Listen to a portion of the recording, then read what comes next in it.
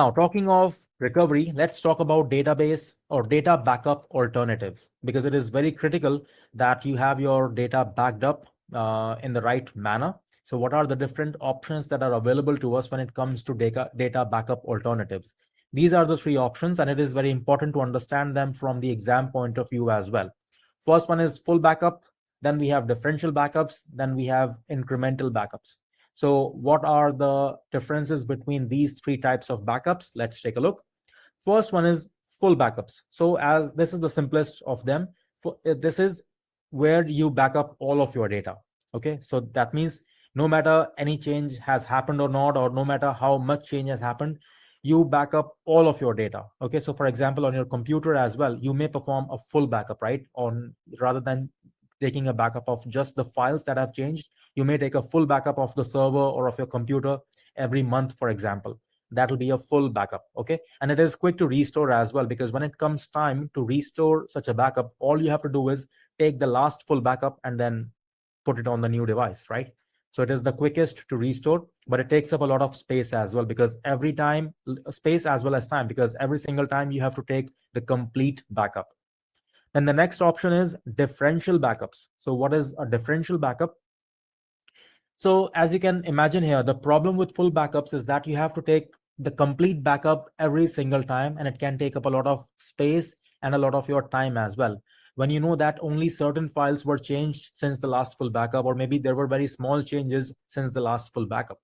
So the next evolution in the category of backups was differential backup. So what happens is you first take a full backup, and then after full backup, if you have enabled differential backups, you only take that backup or the backup of those files that have changed since the last full backup. Okay, so for example, you may say that let's take a full backup on the first of every month, or maybe on the last of every month, whatever. All right, and then at the end of every week in that month, we are going to take a differential backup. So differential backup says that files that have changed since the last full backup are backed up. So for example, if at the end of week 1, you take a differential backup, you will back up only those files that have changed since the last full backup. Then at the end of week number 2, if you were to take differential backup again, now you will again back up only those files that have changed since the last full backup, not since the last incremental backup. Sorry, not since the last differential backup. Okay, then again at the end of week number 3, if you were to take a differential backup again you will take a backup of all of those files that have changed since the last full backup, not since the last differential backup. Okay, now when it comes the time to restore it, how do you do it?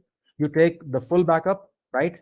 The last full backup, and then on top of that you put the last differential backup, and that will help you restore everything, because your differential backup contains everything that was changed since the last full backup, right? So the restoration is a little faster here.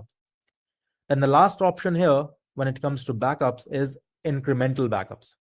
Incremental backups only backup those files that have changed since the last backup. Okay, it could be the last full backup, or it could be the last incremental backup. So whatever the last backup was taken, only those files are changed that have changed since the last backup. It could be again a full backup or an incremental backup. So as you can see here, in this case, the restoration is you first have to restore the full backup, and then on top of that, you have to lay all of your subsequent incremental copies, incremental backups. Okay, so that is incremental backups for you. Once again, only those files are backed up in incremental backups that have changed since the last backup, not since the last full backup. That is the case with differential backups. Okay.